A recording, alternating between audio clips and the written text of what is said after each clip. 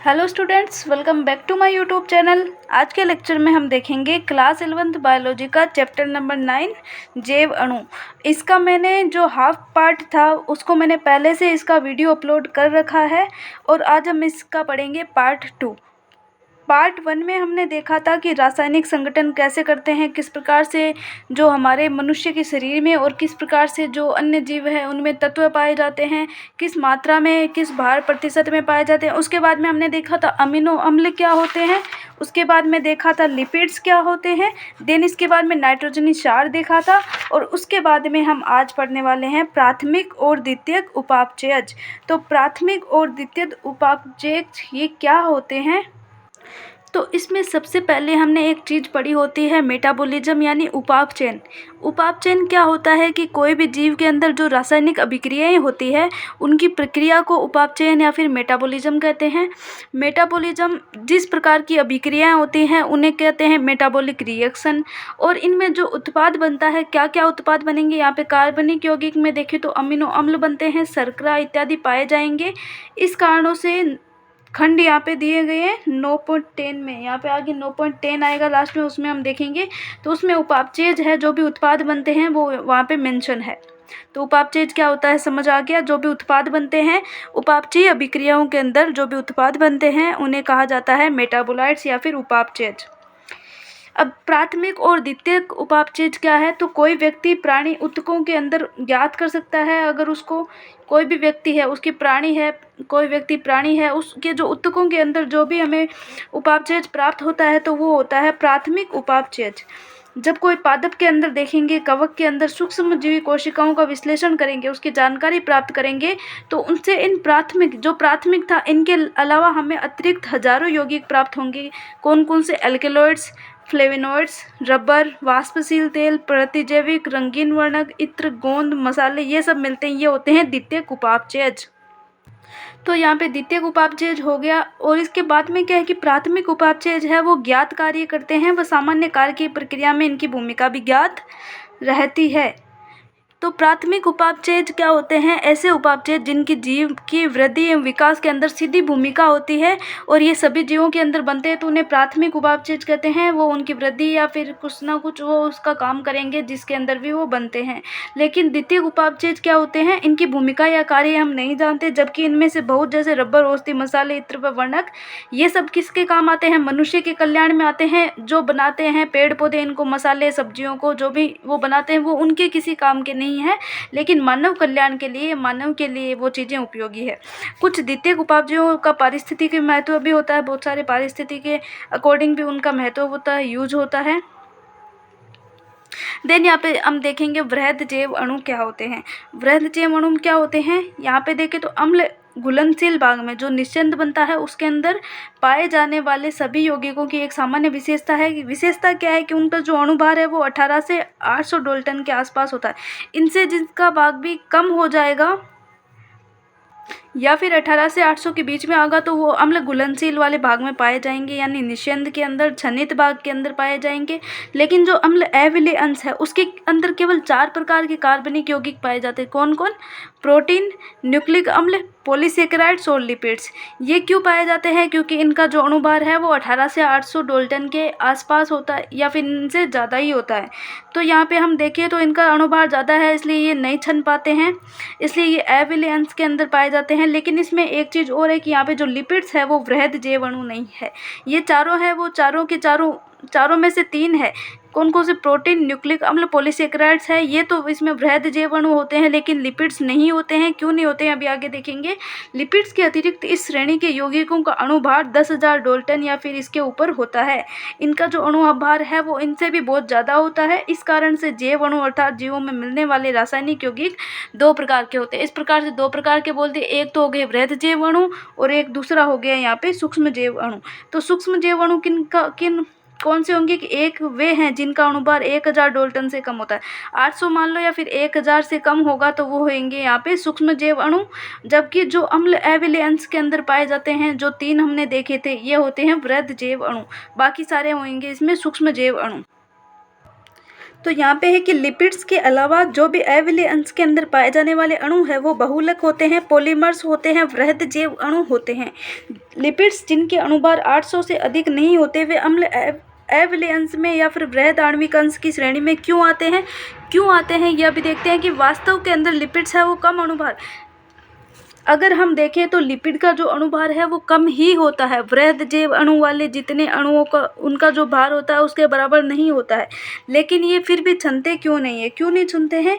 क्योंकि ये ऐसे यौगिक होते हैं जो ऐसे नहीं मिलते बल्कि कोशिका झिल्ली और दूसरी झिल्लियों के अंदर पाए जाते हैं। लिपिड्स जैसे हमने पढ़ा है फॉस्फोलिपिड कोशिका झिल्ली की संरचना पढ़ी थी, तब जब हम उत्तकों को पीसते हैं तब कोश की संरचना विघटित हो जाती है और कोशिका झिल्ली व अन्य दूसरी झिल्लियाँ टुकड़ों में विखंडित हो यानी टूट जाती है झिल्ली तथा वो बाद में पुट्टिका बना लेती है। उसके अंदर जल विरागी और जो जल रागी सिरा था वो उस प्रकार से पुट्टिका का निर्माण कर लेता है। इस प्रकार से यहाँ पे पूंछ वाला सिरा और ये ऊपर सिर वाला, तो ये मोटी बना ली इसने, तो इसका अणुभार भी अणुभार तो इसका मेनली वही है, लेकिन ये पुट्टिका हो गई, ये साइज में मोटी हो गई तो ये छनेगी नहीं, इसलिए ये अविलेय वाले भाग के अंदर पाई जाती है और ये जल में घुलनशील नहीं होती है। इस कारण से इन झिल्लियों के पुट्टिका के रूप में टुकड़े अम्ल अविलेय भाग के साथ पृथक हो जाते हैं जो वृहद आणविक अंश का भाग बनाते हैं। सही अर्थ के अंदर लिपिड है वो वृहद जैव अणु नहीं है, लेकिन वृहद आणविक अंश का वो भाग बनाते हैं। एंड नेक्स्ट चीज़ यहाँ पे ये कि जो अम्ल विलेय अंश है वो उसके अंदर देखें तो सिर्फ कोशिका द्रव्य के संघटक का भाग ही होता है, क्योंकि वो छन जाता है। कोशिका द्रव्य व अंगकों के वृहद अणु अम्ल अविलेय अंश होते हैं। कोशिका द्रव्य और उसके साथ में जो अंगकों के वृहद अणु होते हैं वो अम्ल अविलेय अंश के अंदर आते हैं। और अब ये दोनों चीज़ें हैं वही दोनों मिलके आपस में जीव उत्तक या फिर जीवों का संगठन बनाते हैं, उनकी संरचना बनाते हैं। संक्षेप में शॉर्ट में देखें तो यदि जीव उत्तकों में पाए जाने वाले रासायनिक संगठन को हम ऐसे देखें तो उसको श्रेणीबद्ध करें तो हमें सबसे पहले पाते हैं कि जो जीवों के अंदर सबसे ज़्यादा सर्वाधिक बाहुल्यता से पाए जाने वाला जो रसायन है वो है पानी। पानी ही उसमें सबसे ज़्यादा बाहुल्यता या फिर सबसे ज़्यादा बहुलता सबसे ज़्यादा मात्रा के अंदर पाया जाता है। किसका क्या प्रतिशत है वो यहाँ पे लिखा हुआ है। पानी का होता है 70 से 90 यानी सबसे ज़्यादा, और आयन यहाँ पे होते हैं 1% सबसे कम। तो ये कोई परसेंटेज वैसे नॉर्मली नहीं पूछा जाता है बट ध्यान में रखनी है। नेक्स्ट यहाँ पे आते हैं प्रोटीन्स। प्रोटीन क्या होते हैं? पॉलीपेप्टाइड होते हैं। ये अमीनो अम्ल की रेखीय श्रृंखलाएं होती है जो पेप्टाइड बंधों से जुड़ी रहती है। प्रोटीन कैसे बनते हैं? बहुत सारे अमीनो अम्ल मिलके बहुत सारे अम्ल मिलते हैं और वो एक रेखीय श्रृंखला बनाते हैं और इनके बीच पेप्टाइड बंध होते हैं, इसलिए इसको पॉलीपेप्टाइड कहा जाता है। पॉली यानी बहुत सारे और पेप्टाइड का मतलब पेप्टाइड बॉन्ड, इनसे ये जुड़ी रहती है और ये प्रोटीन का निर्माण करते हैं। प्रत्येक प्रोटीन है वो अमीनो अम्ल का बहुलक है। बहुलक का मतलब पॉलीमर है। अमीनो अम्ल 20 प्रकार के होने से 20 प्रकार के अमीनो अम्ल होते हैं प्रोटीन के अकॉर्डिंग, जैसे alanine, cysteine, protein, tryptophan, lysine इत्यादि होते हैं।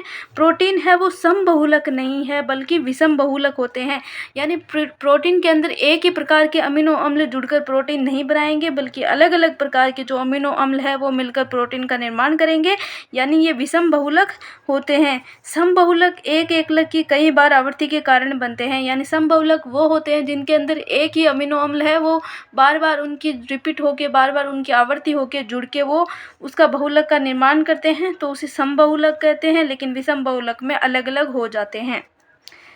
अमीनो अम्ल के बारे में यह जानकारी इतनी महत्वपूर्ण है कि जैसे कि बाद में पोषण अध्याय में आप पढ़ेंगे कि कुछ अमीनो अम्ल है वो स्वास्थ्य के लिए अति आवश्यक भी होते हैं, यानी इनको आवश्यक अमीनो अम्ल बोलेंगे, जिनकी आपूर्ति और ये खाद्य पदार्थों के द्वारा इनको प्राप्त किया जाता है। इसी तरह जो आहार की प्रोटीन है इन आवश्यक अमीनो अम्लों की स्रोत होती है। आहार की जो प्रोटीन है वो इनका स्रोत होती है और इस प्रकार से अमीनो अम्ल है वो एक तो अनिवार्य यानी जरूरी और अनिवार्य यानी जिनकी ज़रूरत नहीं है। तो अब जो दूसरे वाले हैं वो वे होते हैं जो हमारे शरीर के अंदर बनते हैं, यानी बाहर से लेने की इनकी आवश्यकता नहीं है। जबकि हम अनिवार्य अमीनो अम्ल की आपूर्ति अपने खाद्य पदार्थों से करते हैं। अनिवार्य है, उनकी आवश्यकता है, इसलिए खाद्य पदार्थों से हम उनको प्राप्त करते हैं। जो अनिवार्य है, अनावश्यक है, वो अनावश्यक है तो हमारे शरीर में बन जाते हैं, तो हमें बाहर से लेने की आवश्यकता नहीं है। प्रोटीन है वो जीवों में बहुत सारे कार्य करते हैं। यहाँ पे कुछ कार्य लिखे हैं क्या क्या उसके अंदर कोलेजन होती है, ट्रिप्सिन, प्रोटीन, इंसुलिन, ये सब जो भी मतलब इनका काम है, ये यहाँ पे नीट में पूछा जा चुका है, नीट 2019-20 के अंदर, कि ग्लूकोज का कोशिका में परिवहन करवाता है ये वाला प्रोटीन। सबका जो कार्य है वो कौन कौन सा स्पेसिफिक कार्य है याद रखना है। नेक्स्ट यहाँ पे टॉपिक आता है अपना पॉलीसेकेराइड्स। पॉलीसेकेराइड्स क्या होते हैं? अम्ल अविलेय भाग के अंदर जो 2 नंबर पे वृहद जैव अणु आते हैं, 1 नंबर पे प्रोटीन पढ़ लिया, उसके बाद में आते हैं यहाँ पे पॉलीसेकेराइड्स। ये क्या होते हैं? कार्बोहाइड्रेट्स भी पाए जाते हैं। पॉलीसेकेराइड्स है वो शर्करा की लंबी श्रृंखला होती है। शर्करा यानी ग्लूकोज की इस प्रकार से लंबी श्रृंखला होती है। ये श्रृंखला सूत्र की तरह कपास के रेशे के विभिन्न प्रकार के एकल सेकेराइड से मिलकर बने हुए होते हैं। उदाहरण देंगे तो यहाँ पे सेलुलोज है, एक बहुलक है, वो पॉलीसेकेराइड होता है जो एक प्रकार के मोनोसेकेराइड जैसे ग्लूकोज का बना होता है। मोनोसेकेराइड यहाँ पे हो गई शर्करा ग्लूकोज, इसका वो बना हुआ होता है। सेलुलोज एक समबहुलक है, यानी एक ही प्रकार के जो सेम की आवृत्ति होकर सेलुलोज का निर्माण होता है। इसका एक परिवर्तित रूप स्टार्च सेलुलोज से भिन्न होता है, लेकिन ये पादप ऊतकों में ऊर्जा भंडार के रूप में, स्टार्च के रूप में जो पादप है वो ऊर्जा भंडार के रूप में मिलता है। प्राणियों में एक अन्य परिवर्तित रूप होता है जिसे ग्लाइकोजन कहते हैं। प्राणियों में स्टोरेज किस प्रकार से होता है? ग्लाइकोजन के रूप में, और पादपों के अंदर होता है स्टार्च या फिर मंड के रूप में। इनुलिन फ्रुक्टोज का बहुलक होता है, जैसे सेलुलोज होता है। सेलुलोज मोनोसेकेराइड जैसे ग्लूकोज का बना हुआ होता है, उसी प्रकार जो इनुलिन है वो फ्रुक्टोज का बहुलक होता है। एक पॉलीसेकेराइड श्रृंखला जैसे ग्लाइकोजन का दाहिनी सिरा, वेरी वेरी इंपॉर्टेंट, कि उसका जो दाहिना सिरा होगा, पॉलीसेकेराइड जो श्रृंखला बनती है ग्लाइकोजन की, वो तो अपचायक होगा यानी रिड्यूसिंग, और जो बाएं सिरा है वो अनापचयक यानी नॉन रिड्यूसिंग यहाँ पे कहलाता है। यह शाखा युक्त होती है, व्यंग्य चित्र जैसी दिखाई देती है। यहाँ पे स्ट्रक्चर दी गई है इस प्रकार से, व्यंग्य चित्र यानी एक नाटक की टाइप का चित्र दिखाया गया है, और इस प्रकार से ये जुड़ी हुई होती है। अब यहाँ पे ये जो शर्करा के अणु मिलके इस प्रकार से इनकी जो श्रृंखला बना रहे हैं, शाखा भी है इसके अंदर। देन नेक्स्ट की मंड के अंदर, स्टार्च के अंदर द्वितीय कुंडलीदार संरचना मिलती है। इसके अंदर जो कुंडली के नुमा संरचना मिलती है, वास्तव के अंदर मंड में आयोडीन अणु इसके कुंडलीय भाग से जुड़े हुए रहते हैं। आयोडीन अणु है वो जो आयोडीन अणु होते हैं वो उसके कुंडली रूपी भाग से वो जुड़े रहते हैं, और अगर ये आयोडीन अणु को मंड से जुड़ते हैं अगर ये आयोडीन अणु, तो वो नीला रंग देते हैं। इसी प्रकार अगर यहाँ पे जो ग्लाइकोजन अणु है वो मंड से जुड़ेंगे तो वो वहाँ पे लाल रंग देंगे, और जो सेलुलोज अणु है अगर वो जुड़ेगा तो वो कोई भी रंग नहीं देगा, यानी रंगहीन बोल सकते हैं। ये इस प्रकार से इसकी संरचना हो गई। यहाँ पे अलग अलग जैसे ग्लूकोज के अणु जुड़े हुए हैं, बीच में यहाँ पे उसमें बॉन्ड बना हुआ है, और इस प्रकार से इसकी शाखा निकली है, ये सीधी श्रृंखला थी। तो इस प्रकार से ये बने हुए होते हैं व्यंग्य चित्र के रूप में, जैसा कि बोला हुआ है।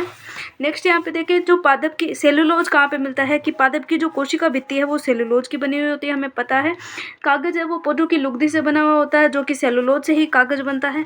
रुई के जो धागे वो सेलुलोज से बने होते हैं। प्रकृति में बहुत सारे जटिल पॉलीसेकेराइड्स मिलते हैं। ये अमीनो शर्करा व रासायनिक रूप से परिवर्तित शर्करा जैसे ग्लूकोसामिन, एन एसिटाइल और ग्लूकोसामिन, 3 प्रकार की शर्करा हमने पढ़ी थी। तो ये तीनों प्रकार के हो सकते हैं अलग अलग क्रियात्मक समूह जुड़ने के अकॉर्डिंग। यहाँ पे हाइड्रोजन जुड़ता है तो उसे ग्लूकोसामिन, अगर वहाँ पे जो एथिल समूह जुड़ता है तो एन एसिटाइल हो गया, और यहाँ पे ग्लूकोसामिन इस प्रकार से होता है। आदि मिलकर बने होते हैं, जैसे कि ऑर्थोपोडा का जो बाह्य कंकाल है वो जटिल सेकेराइड्स काइटिन का बना होता है। कवक की कोशिका भित्ति भी काइटिन से बनी होती है। ये जटिल पॉलीसेकेराइड्स अद्वितीयक समबहुलक होते हैं, लेकिन जो प्रोटीन वाले थे वो क्या होते हैं? विषमबहुलक।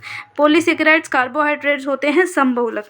नेक्स्ट यहाँ पे टॉपिक है हमारा, इसके अंदर वृहद जैव अणु के अंदर आता है न्यूक्लिक अम्ल। तो ये भी एक प्रकार का वृहद जैव अणु होता है, जो किसी भी जीव ऊतक के अम्ल एविलेंस के अंदर मिलता है। अम्ल एविलेंस के अंदर ही सारे मिलेंगे, सिर्फ लिपिड्स को छोड़ के। वैसे देखें तो लिपिड्स भी अम्ल एविलेंस में मिलेगा, लेकिन वो वृहद जैव अणु नहीं होते हैं। उसे न्यूक्लिक अम्ल कहा जाता है। यह पॉलीन्यूक्लियोटाइड्स होते हैं, मतलब कि कई सारे न्यूक्लियोटाइड्स मिलकर पॉलीन्यूक्लियोटाइड्स बनाते हैं। जैसे कि इसके अंदर पेंटोज शर्करा जुड़ गई, नाइट्रोजनी क्षार जुड़ गया, और फॉस्फोरिक अम्ल जुड़ गया, तो वो वहाँ पे कई सारे न्यूक्लियोटाइड्स जुड़ के पॉलीन्यूक्लियोटाइड्स बनाते हैं। यह पॉलीसेकेराइड्स व पॉलीपेप्टाइड्स के साथ समाविष्ट होकर किसी भी जीव ऊतक या फिर कोशिका का वास्तविक वृहद आणविक अंश बनाता है। किसके साथ में जुड़ के? पॉलीसेकेराइड के साथ में या फिर पॉलीपेप्टाइड के साथ में जुड़ जाता है और उस जीव का जो वास्तविक वृहद जैव अणु वाला अंश है उसका निर्माण ये करता है। जो न्यूक्लिक अम्ल होते हैं वो न्यूक्लियोटाइड से मिलकर बने हुए होते हैं और जो न्यूक्लियोटाइड है वो 3 भिन्न रासायनिक संगठनों से मिलकर बना हुआ था। कौन? एक तो विषम चक्रीय यौगिक, दूसरा मोनोसेकेराइड्स और तीसरा होता है इसमें फॉस्फोरिक अम्ल या फिर फॉस्फेट होता है। तो 3 चीज़ों से न्यूक्लियोटाइड मिलकर बना हुआ होता है। विषम चक्रीय यौगिक के अंदर आता है पेंटोज शर्करा और मोनोसेकेराइड्स के अंदर यहाँ पे आता है नाइट्रोजनी सॉरी इसके अंदर विषम चक्रीय यौगिक के अंदर आता है इसमें नाइट्रोजनी क्षार और मोनोसेकेराइड्स के अंदर आता है पेंटोज शर्करा और साथ में इसके अंदर आ गया फॉस्फोरिक अम्ल। तो 3 चीज़ों से मिलकर होता है न्यूक्लियोटाइड का निर्माण और न्यूक्लियोटाइड है इससे न्यूक्लिक अम्ल बनता है।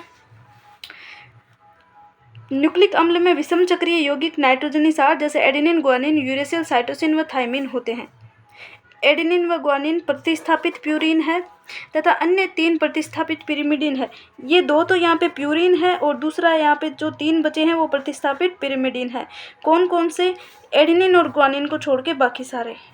यूरेसिल, साइटोसिन व थाइमिन होते हैं, 3 यहाँ पे होते हैं पिरिमिडिन, प्रतिस्थापित पिरिमिडिन। तो विषम चक्रीय वलय को क्रमशः प्यूरिन व पिरिमिडिन कहते हैं। एक को प्यूरिन और उसमें पिरिमिडिन उसको क्रमशः कहते हैं। पॉलीन्यूक्लियोटाइड से मिलने वाली शर्करा या तो राइबोज, मोनोसेकेराइड, पेंटोज या फिर डीऑक्सीराइबोज होते हैं। या तो यहाँ पे अगर राइबोज शर्करा होगी या फिर डीऑक्सीराइबोज शर्करा होगी। अगर राइबोज शर्करा होगी, न्यूक्लिक अम्ल में डीऑक्सीराइबोज शर्करा मिलती है तो उसे डीएनए, डीऑक्सीराइबो न्यूक्लिक अम्ल डीएनए कहते हैं। अगर इसमें राइबोज मिलता है तो उसे हम कहते हैं आरएनए यानी राइबोन्यूक्लिक अम्ल या फिर राइबोन्यूक्लिक एसिड। नेक्स्ट यहाँ पे आता है प्रोटीन की संरचना। वैसे तो हमें प्रोटीन के बारे में डायरेक्ट पढ़ना था लेकिन इसमें बाद में दिया हुआ है। तो ये विषम बहुलक होते हैं जो अमीनो अम्ल की लड़ियों से बने हुए होते हैं। अणुओं की संरचना का अर्थ, अणुओं की अगर संरचना का अर्थ ये हमारे काम का नहीं है, वैसे यहाँ से पढ़ लो कि जीव की विज्ञानी की प्रोटीन की संरचना 4 तरह से व्यक्त करते हैं। प्रोटीन में अमीनो अम्ल के क्रम और इसके स्थान के बारे में, जैसे कि पहला, दूसरा, तीसरा किस प्रकार से होगा, कौन सा अमीनो अम्ल होगा, इसकी जानकारी को प्रोटीन की प्राथमिक संरचना कहते हैं। जिससे पहले वाले में हमें पता चल जाए कि भाई कौन सा अमीनो अम्ल का क्या नंबर है, 1 नंबर 2 नंबर है, वो पता चल जाए तो उसे हम कहते हैं प्राथमिक संरचना। 1D में इसकी संरचना बोल सकते हैं। दूसरा यहाँ पे होता है प्रोटीन एक रेखा है। नेक्स्ट यहाँ पे आता है कि प्रोटीन एक रेखा है तो इसके बाएं सिरे पर प्रथम व दाएं सिरे पर अंतिम अमीनो अम्ल मिलता है। सीधी रेखा है तो प्रथम यहाँ पे मिलेगा और लास्ट वाले पे मिलेगा यहाँ पे अंतिम अमीनो अम्ल। तो प्रथम अमीनो अम्ल को यहाँ पे नाइट्रोजन सिरा, यहाँ पे नाइट्रोजन सिरा अमीनो अम्ल कहते हैं, जबकि अंतिम अमीनो अम्ल को कहते हैं कार्बन सिरा। नाइट्रोजन सिरा और यहाँ पे हो गया कार्बन सिरा, तो कार्बन सिरा अमीनो अम्ल इस प्रकार से इसको कहते हैं। ये यहाँ पे हो गया हमारा प्रथम बाएं सिरे पर और ये यहाँ पे हो गया दाएं सिरे पर। इस प्रकार से ये रेखा के रूप में पूरी हो गई हमारी प्राथमिक संरचना। नेक्स्ट यहाँ पे है कि प्रोटीन लड़ी है हमेशा फैली हुई दृढ़ छड़ी जैसी रचना नहीं होती है। हमेशा हम देखते हैं, मान लो प्राथमिक संरचना में तो ऐसे, लेकिन हमेशा ये ऐसी नहीं होती। ये लड़ी कुंडली की तरह मुड़ी होती है। यहाँ पे सेकंड वाले में देख लो, कुंडली की तरह वो मुड़ी हुई है, घूमी हुई सीढ़ी की तरह दिखती है। वास्तव में प्रोटीन लड़ी कुछ का अंश कुंडली के रूप में व्यवस्थित होता है। प्रोटीन में केवल दक्षिणावर्ती कुंडलियां मिलती है, इम्पोर्टेंट है। अन्य जगहों पर प्रोटीन की लड़ी दूसरे रूप में मुड़ी हुई होती है जिन्हें द्वितीयक संरचनाएं कहते हैं। इस प्रकार से ये अलग अलग टाइप में यहाँ पे मुड़ी हुई संरचना है तो उसे हम द्वितीयक संरचना कहेंगे। यहाँ पे कुंडली के रूप में यहाँ पे प्रोटीन पाई जाती है। अन्य जगहों पर यह हो गया। इसके अतिरिक्त प्रोटीन की जो लंबी कड़ी है अपने ऊपर ही ऊन के एक खोखले गोले के समान मुड़ी हुई रहती है। अब यहाँ पे तृतीयक संरचना ऊन के गोले के समान यहाँ पे मुड़ी हुई संरचना होती है जिसे तृतीयक संरचना कहते हैं। ये प्रोटीन के त्रिआयामी 3D आयामी रूप को यहाँ पे प्रदर्शित करता है। तृतीयक संरचना प्रोटीन के जैविक क्रियाकलापों के लिए भी नितांत या फिर एंजाइम किस प्रकार से होते हैं उनके लिए वो आवश्यक है। तो तृतीयक संरचना भी हो गई। अब यहाँ पे है कि कुछ प्रोटीन एक से अधिक पॉलीपेप्टाइड या फिर उप इकाइयों के समूह होते हैं। जिस ढंग से वो प्रत्येक पॉलीपेप्टाइड या उप इकाई एक दूसरे के सापेक्ष व्यवस्थित होते हैं तो उस प्रकार से उसके वो पॉलीपेप्टाइड्स या फिर उप इकाइयों के समूह होते हैं। उदाहरण यहाँ पे देखें तो गोले की सीधी लड़ी हो गई। गोले एक दूसरे के ऊपर व्यवस्थित होकर घनाभ या फिर पट्टिका की संरचना बना लेते हैं। वे प्रोटीन के स्थायित्व को प्रदर्शित करते हैं जिसे प्रोटीन की चतुष्क संरचना, इस प्रकार से वो संरचना बना लेते हैं तो इसे चतुष्क संरचना कहा जाता है। वयस्क मनुष्य का जो हीमोग्लोबिन होता है वो भी इस प्रकार से 4 उपखंडों में बटा हुआ होता है। इसके अंदर 2 अल्फा और 2 यहाँ पे बीटा होते हैं। आपस में मिलकर ये वो हीमोग्लोबिन Hb बनाते हैं। इनके अंदर देखें तो 2-2 है, वो दोनों समान संरचना दिखाते हैं, और 2-2 इसके अंदर हो गए भिन्न। तो ये दोनों समान और ये दोनों समान है, लेकिन ये आपस में ऐसे देखें तो ये भिन्न-भिन्न होते हैं। तो ये यहाँ पे अल्फा और बीटा इस प्रकार से उसकी उप इकाइयों के समूह है, और अधिक पॉलीपेप्टाइड उप इकाइयों के ये बने हुए होते हैं। तो इसे चतुष्क संरचना बोल दी प्रोटीन की। प्रोटीन की चारों संरचना एक बार शॉर्ट में देख लो। इसमें सीधी रेखा के रूप में होते हैं, इसके अंदर मुड़ी हुई लड़ियों के रूप में होते हैं, इसके अंदर ऊन के टाइप के वो बंडल के समान होते हैं, और लास्ट में यहाँ पे चतुष्क संरचना दिखाई देते हैं, जिसके अंदर दूसरी उप इकाइयाँ या फिर पॉलीपेप्टाइड के समूह उसमें पाए जाते हैं, उनसे मिलकर वो बने हुए होते हैं। अब बचा यहाँ पे चैप्टर में एक यहाँ पे न्यू टॉपिक है कि एंजाइम, इसको हम पढ़ेंगे नेक्स्ट लेक्चर में। तो ओके बाय, टेक केयर।